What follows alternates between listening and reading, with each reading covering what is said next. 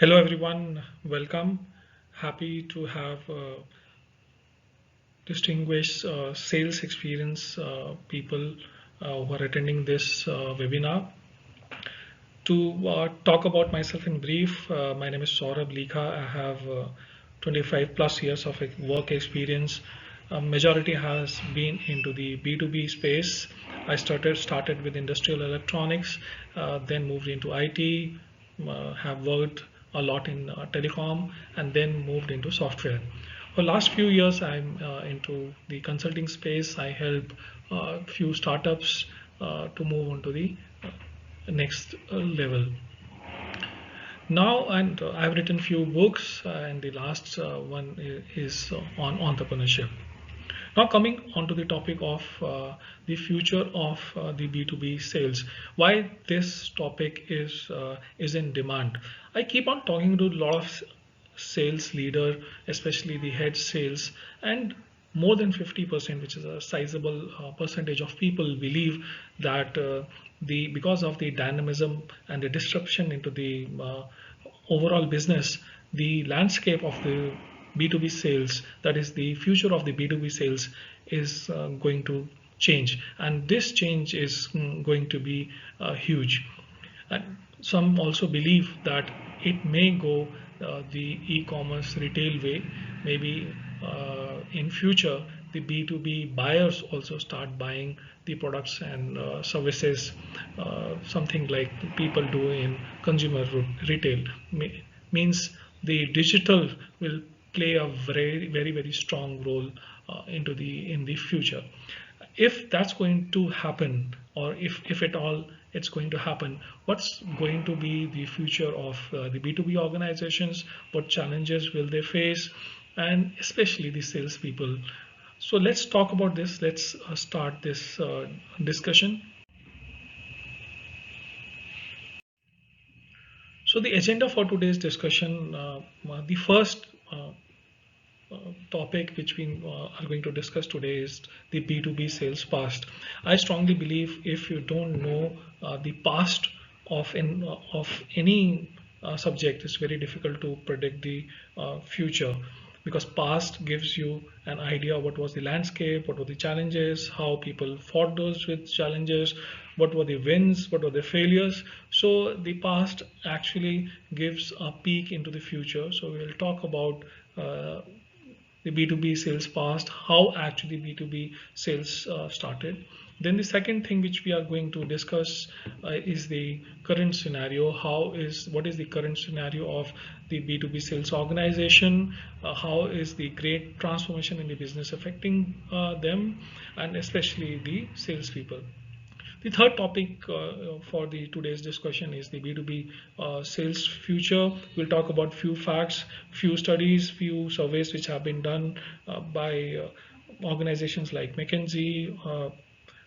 We will be talking about those surveys, those findings, and then also we will talk about what challenges would these B2B organization and B2B salesperson would be facing, and how should the B2B organizations and B2B salesperson should be gearing for these challenges. And finally is what should be the action points and the conclusion, especially into the two areas, which one is the agriculture and secondly is the textile. Is that what actually started the industrial revolution?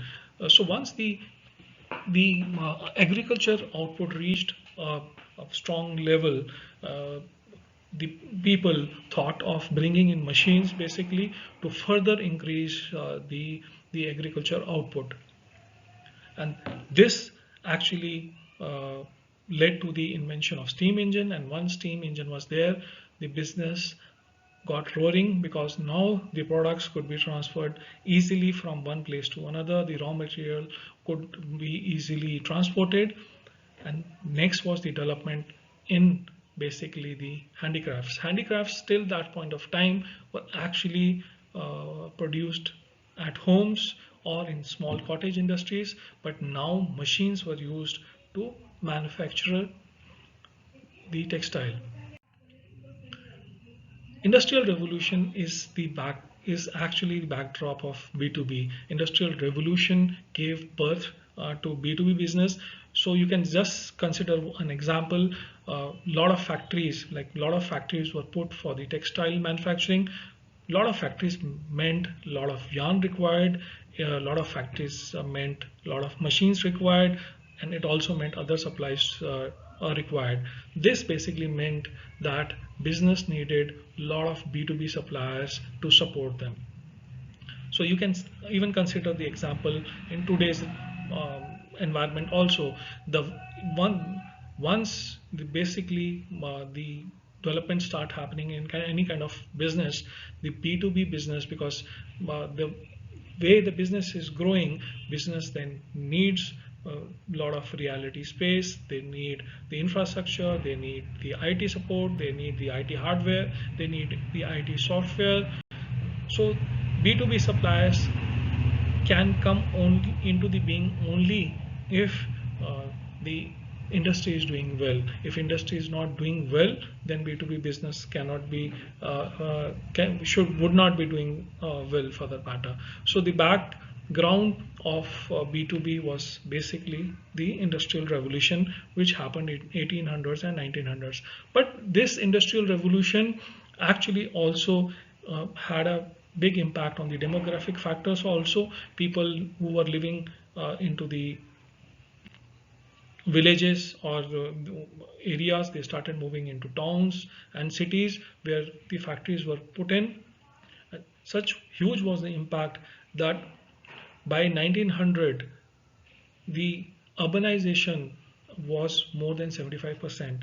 The urbanization, which some few years just before the industrial revolution was only 15%, and after the industrial or in the after the onset of the industrial revolution moved on to 75%. But this did not mean the situation of the people got better. The working conditions at the factories, the living conditions were not so well. So that was a part of the growth story at that point of time. The another important thing which you need to understand is the transition of the sales tool, because these sales tools actually enabled the B2B business to move on to the next level. They help not only in building up the numbers for the B2B business, but they also helped in expanding the territories of the B2B business. The first was the advent of the yellow pages in 1833. There's an interesting story, like it has a background. In 1833, there was a printer in Shan area of the US who actually ran out of the, he was printing the directory, and he ran out of the normal white pages, so he used yellow pages instead. And that was the reason that the name Yellow Pages came into being. Yellow Pages was quite famous for quite some time. The print edition actually was given free to the businesses, such that and the products were not, this time it was not the alphabetical order in names of any organization or people, but it was more onto the industry specific. The alphabetical was used for the product or service being provided by them. Yellow Pages also got online in even in 2000 year or 2010. This was the top revenue earner into the Google AdWords program. 2011, the the term Yellow Pages was one of the top 50 search items on Google. The other tools I think which are still used is the exhibitions. It was started in 1851.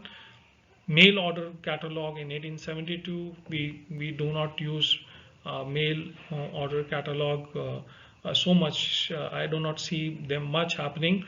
The landline phones. So if you see the overall sales tool, they actually help businesses. But if once we see these, the transition of sales tool from the email, the mobile phone, and the internet.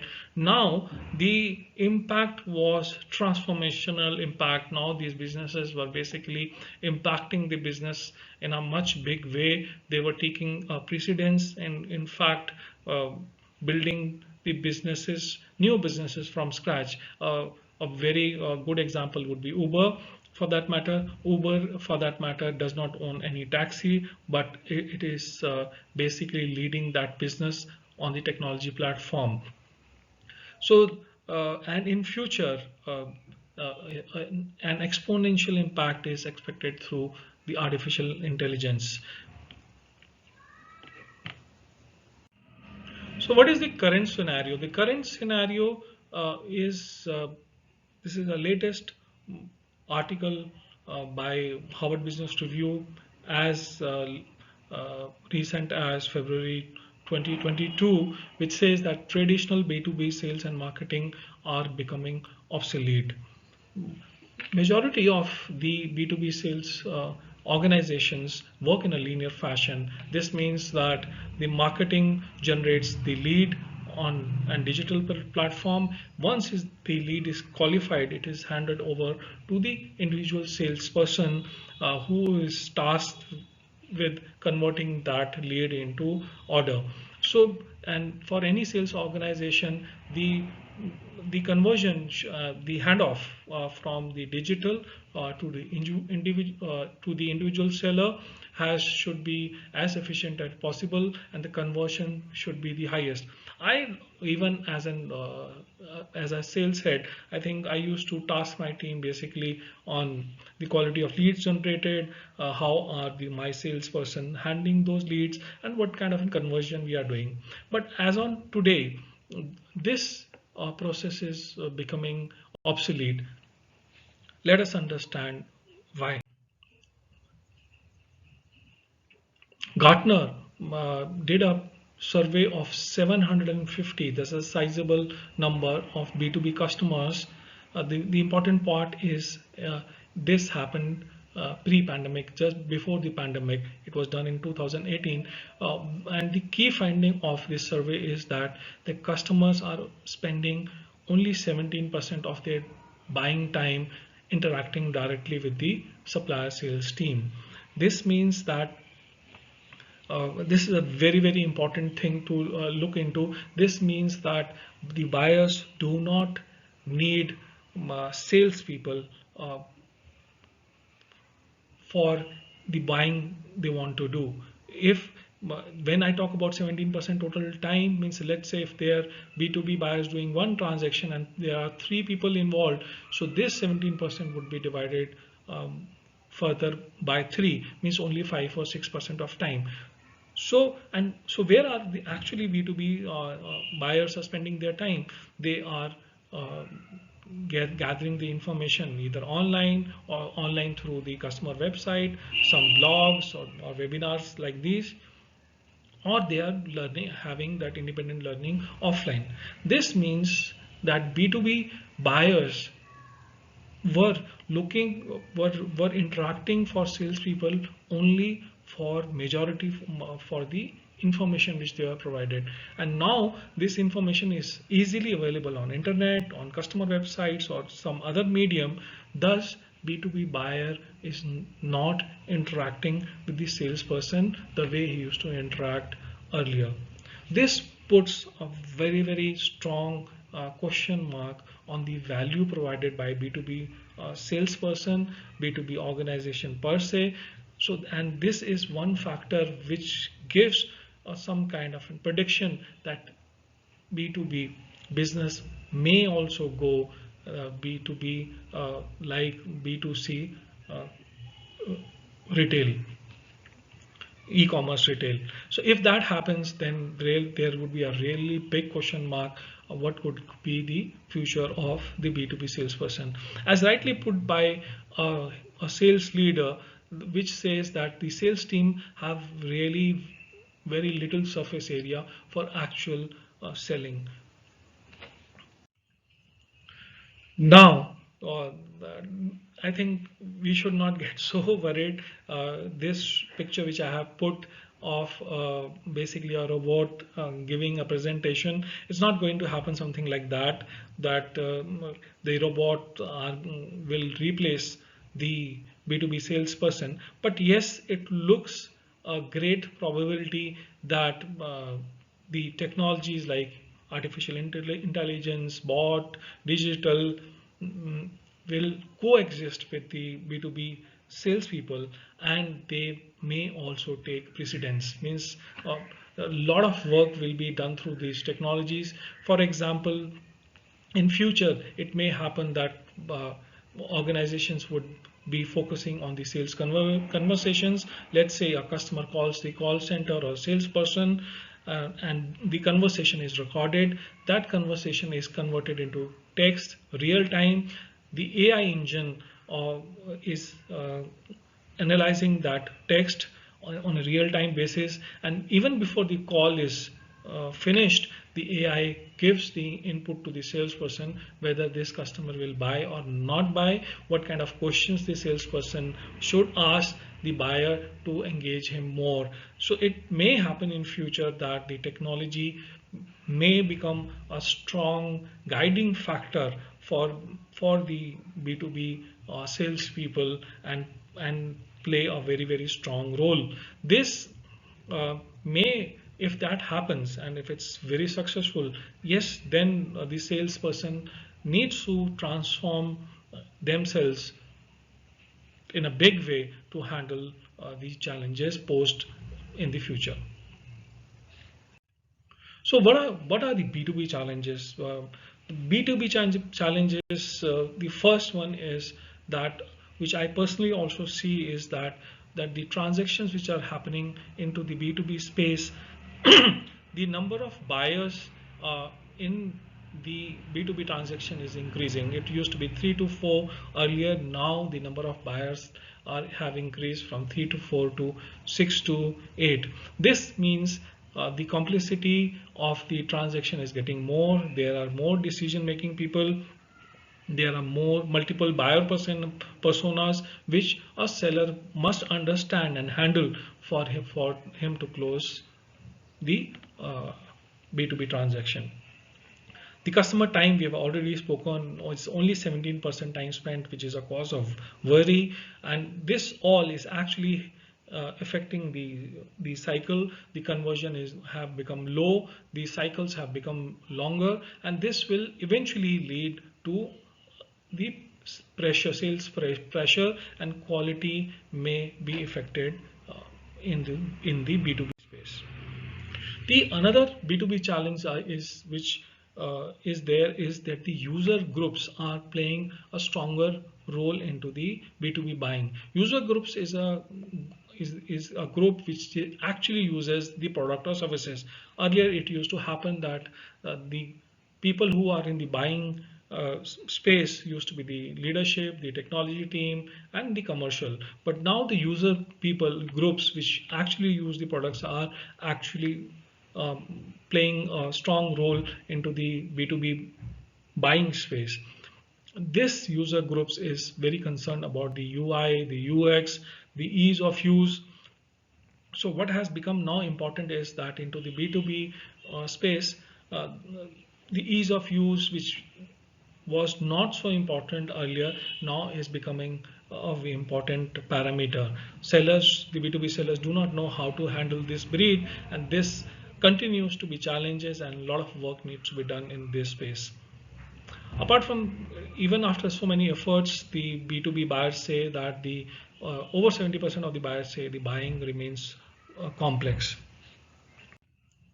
So what should as a you do if you're a B2B sales organization or a B2B customer? The first action point, which is very important, is to take an insight driven approach. When I talk about the insight driven approach, this means that you need to understand the customer business inside out. You need not only understand the customer business, but you also need to understand the marketplace he operates in. Once you understand the business very well, then you can help the customer, you can advise the customer that what steps should he take to succeed into the marketplace.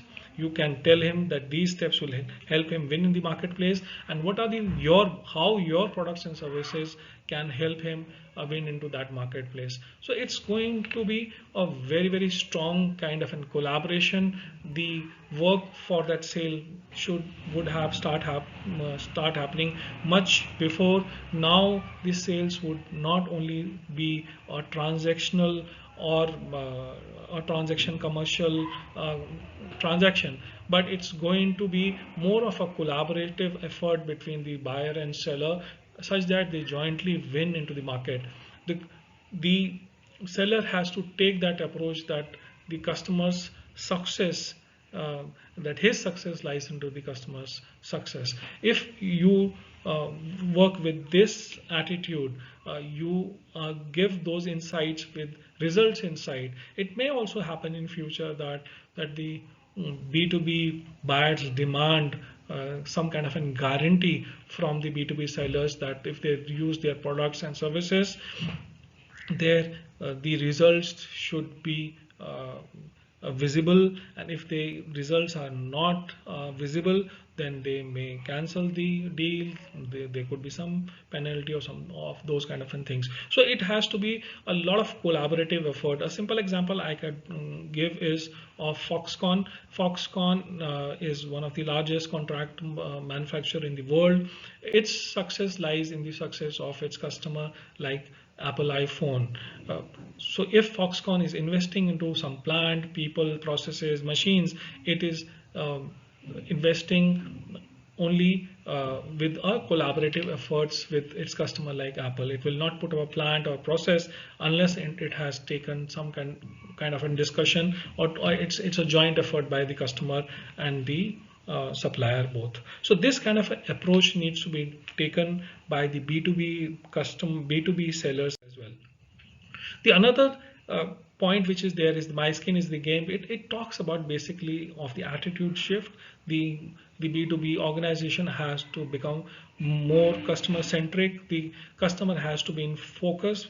The integration has to happen. When I talk about customer in focus, means the products, the services, the processes, even the being of the way I talked about Foxconn, even the being of the B2B seller is because of the B2B customer. If and you need to have the attitude of your win lies in the win because of the win of the customer into the marketplace. So once you start helping your customer create success stories, then only you will be successful. For this, the communication approach taken by the B2B organization and the salesperson, also the solutioning has to be personalized. This has to be customized, tailor-made solution which people need to do. And now the B2B seller has to have his skin in the game. Then only he can win the customer, and he has to take the attitude of win of the customer in the marketplace as his win. Third key takeaway or the action point is the expand the horizon. So when I talk about this, it means that the role of a salesperson is going to transform. It's going to be have a radical change. It's not going to be the way I said. It's not only going to be a transactional kind of a thing which he does with the buyer. The salesperson has to wear multiple hats. He has to wear a hat of a solutioning guy, a product guy, a commercial guy at the same time for us, maybe even a single transaction which he's doing with the customer. The another important role the B2B sales organization need to do is that upgrade the skills regularly of the sales team. The way a software organization does, it's for its developers. So if the sales team is not enabled, the sales development is not happening, then it would be difficult for any B2B seller to maintain its position in the market and maintain that growth. So now we reach to the summary of the now we reach to the summary of the discussion. The 2020 to 2030, this is going to be the decade of transformation for the business. We are into the best time because technology is going to take lead, and it's going to drive the businesses, and B2B organizations or B2B sales is also will be part of this journey. So once that transformation happens, the B2B sales has to change its approach from solutioning to personalized collaborating. The way that I gave the example of Foxconn, you need to invest your time, money, energy into the customer. If your customer is winning, then only you win. If you're not, if your customer is not winning, you will not win. So it's expected that the B2B salesperson, the role of the B2B salesperson will change dramatically. The the whole success lies in the sales enablement of the B2B salesperson. And obviously, the sales leader will play a key role defining the future of the organization. So this is Saurabh Likha signing off. It was a pleasure having this discussion with all of you. You can always come back to me and share your feedback. My email is here. You can always contact me uh, on LinkedIn or through email. And you can also, I have a YouTube channel also with my name Saurabh Likha. You can follow it for regular updates and regular videos on other topics as well. Hope you have liked this video. Please do share your comments. I look forward for your feedback. Do like and share this video if you like it. Thank you very much. Thanks for your time.